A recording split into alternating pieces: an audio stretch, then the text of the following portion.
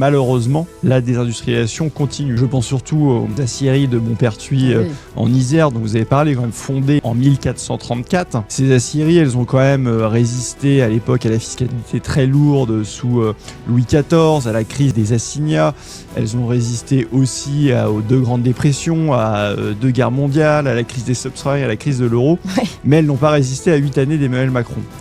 Pourquoi en fait? Parce qu'il y a plusieurs facteurs qui expliquent la désindustrialisation. Il y a la concurrence internationale, c'est vrai, mais pas que.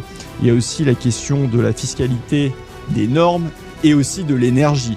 Or, ces aciéries tournent avec des fours électriques. Et vous n'êtes pas sans savoir que le prix de l'électricité, malheureusement, a explosé, notamment depuis la guerre en Ukraine, parce que le mécanisme européen de fixation des prix de l'électricité fait que, plutôt que d'être basé sur le coût de production, pour schématiser, on indexe sur le prix du gaz, parce que c'est le schéma qu'ont souhaité les Allemands. Oui. En fait, on aurait pu très bien éviter cette fermeture. On pourrait sûr. très bien rétablir un prix national de l'électricité. C'est ce qu'on propose d'ailleurs au Rassemblement national. Ça veut dire quoi? Ça veut dire qu'il y a des milliers, des dizaines de milliers d'entreprises à l'heure actuelle qui font faillite à cause du coût de l'électricité. On pourrait rétablir, c'est même pas dans les traités européens, du jour au lendemain un prix national de l'électricité. Mais Emmanuel Macron ne le fait pas par européisme et par dogmatisme, et ça, c'est quelque part, c'est criminel. Oui.